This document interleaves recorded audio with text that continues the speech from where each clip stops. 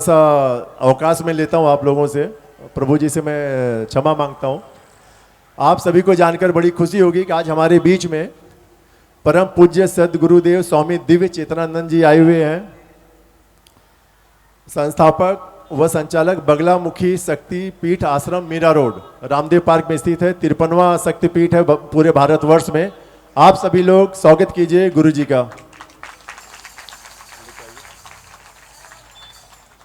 गुरुजी देश में बगलामुखी अनुष्ठान के लिए जाने जाते हैं। बड़ा नाम है, बड़ी अनुष्ठान करते हैं। ईश्वर ने इन्हें शक्ति प्रदान किया हुआ है।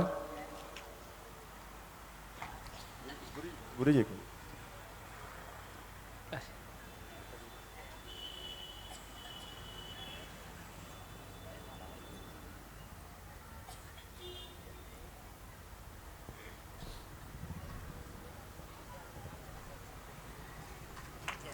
तालियों से स्वागत कीजिएगा परम पूज्य सदगुरु स्वामी दिव्य चेतनानंद जी, संस्थापक संचालक बगलामुखी शक्तिपीठ आश्रम मीरा रोड।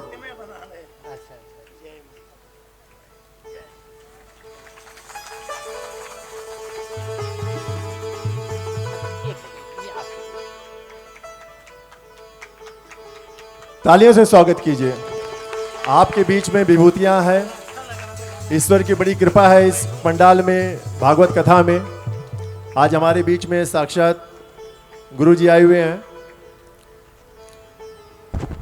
गुरु जी के मुखारविंद से हम सब लोग कुछ सुनना चाहेंगे। कृपया करके 2 मिनट की शांति प्रदान कीजिएगा।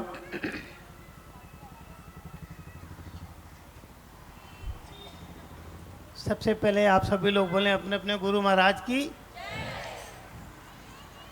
भगवान श्री कृष्ण की राधे राधे राधे। भारत माता की। बड़ा सौभाग्य होता है जब ऐसा कभी कहीं आयोजन होता है, क्योंकि भगवान का प्रकटीकरण तो समूह में ही होता है। कथा का आनंद बड़ा अच्छा है। मुझे भी गाना सुन के बड़ा अच्छा लग रहा था, मैं भी आनंद ले रहा था। ऐसे माहौल में कुछ बोलने की इच्छा तो कभी होती नहीं है। एक बात केवल मुझे अच्छा लग रहा था सुनते ही आया, जब मैं मुस्कान की बात आई, कृष्ण की मुस्कान, तो मैंने भी लक्ष्मी की परिभाषा दी। सारी दुनिया किसके पीछे है? लक्ष्मी के पीछे। सच है कि झूठ है? इसमें दो राय तो नहीं ना। और लक्ष्मी चेहरे की मुस्कान है। छोटी परिभाषा लक्ष्मी की। लक्ष्मी किसे कहा जाए? वह चीज़ जो आपके पास हर क्षण रहे और जिसके रहने से आपके चेहरे पर मुस्कान बनी रहे, उसको क्या कहते हैं? लक्ष्मी। लक्ष्मी धन नहीं है। धन लक्ष्मी नहीं दे सकता। लक्ष्मी कुछ भी दे सकती है, विष्णु को भी खींच के ला सकती है। तो आज तो बड़ा अच्छा प्रसंग है। अभी राधा के साथ साथ आपकी रुक्मिणी मैया का विवाह का प्रसंग है। तो शादी जब होती है तो होता क्या वास्तव में? अभी शिवरात्रि भी आएगी। दोनों एक दूसरे में एकाकारों के शक्ति में बन जाते हैं। जब तक पत्नी नहीं होती तब तक शक्ति रहती नहीं है, क्योंकि बिना शक्ति की भक्ति चलने वाली नहीं है। भक्ति को शक्ति चाहिए, शक्ति को भक्ति चाहिए, दोनों ही चाहिए। और अगर दोनों है तो जीवन में पूर्णता है, तब आप कृष्ण हैं, अन्यथा आप अधूरे हैं। बहुत अच्छा प्रसंग था कि कहाँ देखें कृष्ण को, कहाँ ढूंढें, अंदर ढूंढें, बाहर ढूंढें। तो कृष्ण भगवान कहते हैं कि जहाँ मेरे भक्त लोग मेरा कीर्तन करते हैं, मत भक्ता यत्र गायंती तिष्ठामि तत्र नारद। नारद, मैं कहाँ रहता हूँ? न मैं वैकुंठ में रहता हूँ न कहीं रहता हूँ।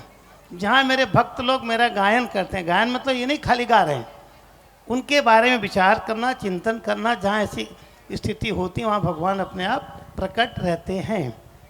और आगे भगवान गीता में कहते हैं कि यो माम पश्यति सर्वतः, जो मुझे हर जगह देखता है। कहाँ कहाँ? हर जगह। सर्वम एव मयि पश्यति, सबके अंदर मुझे देखता है। कहाँ देखता है?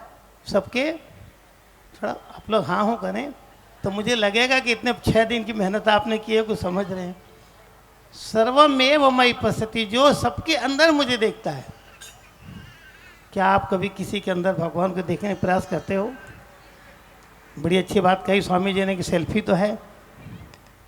सेल्फी में क्या देख के हम मुस्कराते हैं, क्यों बार बार देखते हैं? उस सेल्फी में भी कहीं न कहीं भगवान है। सौंदर्य अगर कहीं है तो केवल भगवान में ही है, अन्य कहीं सौंदर्य नहीं है, क्योंकि अस्थाई सनातन वही है। जब आप इस कला में पक्के हो जाएंगे कि सबके अंदर ईश्वर को देखने लगे, बराबर है, तो आपका घर स्वर्ग अपने आप बन जाएगा। सुबह उठते हैं महाभारत मचा लेते ही नहीं घर में, सबके घर में क्या हो रहा है? कच कच कच कच कच कच जा रहे हैं, जिसको देखो वही। मेरे पास तो 200-250 आदमी रोज मिलने आते हैं आश्रम पे, और सबका एक ही, गुरुजी बहुत झगड़ा है घर में, बड़ा तनाव, बड़ा टेंशन। मैं बोलता हूँ क्या करते हो? सब कर डालता हूँ, इतना व्रत, इतना उपवास, इतनी कथा और कितना भंडारा, सब तो कर रहा हूँ गुरुजी, फिर भी बाधा जाती ही नहीं। क्यों नहीं जा रही है? क्योंकि आप दूसरे के अंदर ईश्वर देखने की प्रक्रिया में लगे नहीं हो। सारी कथाओं का सार समझना चाहिए और समझ कर उसको अपने जीवन में आत्मसात करना चाहिए, तब तो कथा सुनना और कथा का जो सब सार्थक है, अन्यथा वो लाभ नहीं मिलता जो मिलना चाहिए। मैं ज़्यादा समय नहीं लूँगा। मुझे माँ कामाख्या ने 3 वचन सिखाए। जब मैंने साधना की, बहुत माँ प्रकट हुई। माँ ने कहा कि 3 वचन तुमको सिखा देती हूँ, दुनिया के सिखाना, सबका सारांश इसी में है। पहला वचन है, आप लोग सुनिएगा, रिपीट कर लीजिएगा, शायद कभी काम आ जाए जीवन में। शत्रु को भी, बोलिए मेरे साथ, क्षमा करना सीखो। सीखो, चाहिए नहीं कह रही है, सीखो। शत्रु को भी क्षमा करना सीखो। क्या आप अपने मित्र को क्षमा कर सकते हैं? अपनी मम्मी को क्षमा कर सकते हैं? पापा को क्षमा कर सकते हैं? औलाद को क्षमा कर सकते हैं? किसी भी रिश्तेदार को क्षमा कर सकते हैं? लोग तो देवताओं से भी गुस्सा हो जाते हैं। एक भक्त हमारे आश्रम पर आता था, एक दिन बोला कि अब तो हमने सारे मंदिर छोड़ दिए। मैंने कहा सारे मंदिर छोड़ दिए, बड़ा अच्छा किया। बोले देवता लोग कुछ काम नहीं करते, हमने तो कसम खा लिया किसी मंदिर में जाएंगे ही नहीं।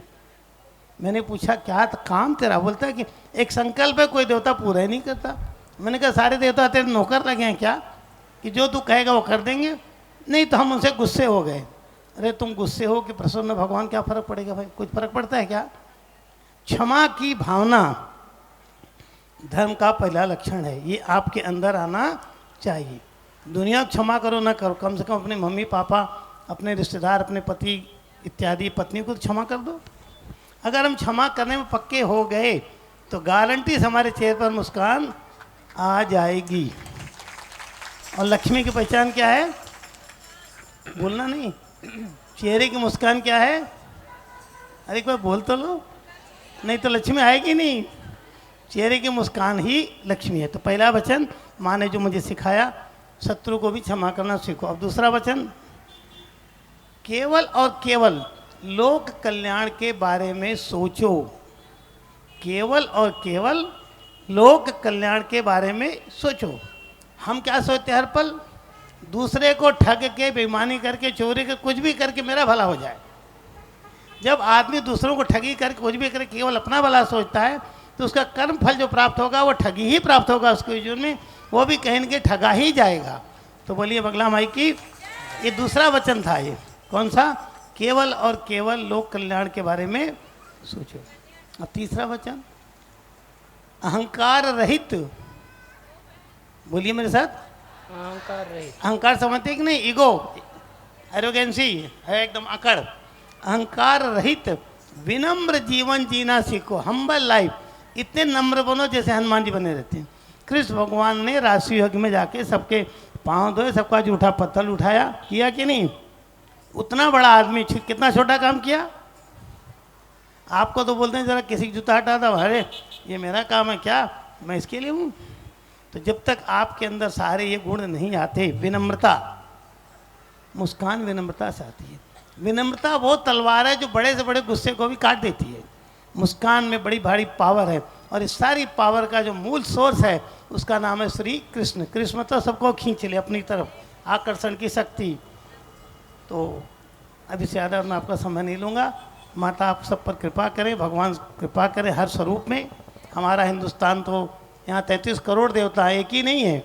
मैं अमेरिका वगैरह जाता हूँ पिछले 20 सालों से, लोग बोलते हैं आपका इतना गार्ड है क्या करेगा, किसको बुलाएं किसको बुलाएं। मैं बोलता हूँ तुम्हारा एक ही गार्ड है, बिजी है, हमारे पास 33 करोड़ एकदम फ्री हैं, बुलाओ 33 करोड़ दौड़ के आएंगे, 33 करोड़ जगहों पर प्रकट हो जाएंगे। ये तो खैर बकवास होता है, सब कुतर्क है जहाँ धर्म परिवर्तन वगैरह, इसमें आप नहीं जाएं। माँ का आशीर्वाद भी मैं सुना दे रहा हूँ, जो दुर्गा सरस्वती माता बोलती है वो सबकी तरफ से आशीर्वाद है। माँ बोलती है सर्वा बाधा विनिर्मुक्तो, मैं सबकी सभी बाधाएं दूर करती हूँ। धन, आप क्या चाहते हो? धन, तो बोल रही धन, धान्य, खाने पीने की सारी चीज़ें, भंडारा कैसे चलेगा? अभी कल परसों भंडारा होएगा ना, आना चाहिए। तो माँ बोलती धन धान सुतान्वित है, अगर नाती पोते नहीं तो आनंद किसके साथ लेंगे? माँ बोलती है सर्वा बाधा विनिर्मुक्त, सभी बाधाएं काट के ख़त्म करूँगी, धन भी दूंगी, धान भी दूंगी, संतान भी दूंगी, लेकिन कंडीशन है मनुष्यों मत प्रसादे न, मेरे प्रसन्न होने से, मेरा प्रसाद खाने से नहीं, मेरे प्रसन्न होने से।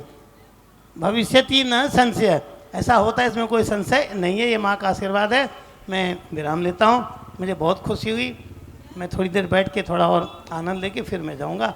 आप सबको मेरी ओर से, सबकी ओर से आशीर्वाद। बोलिए बगला माई की जय।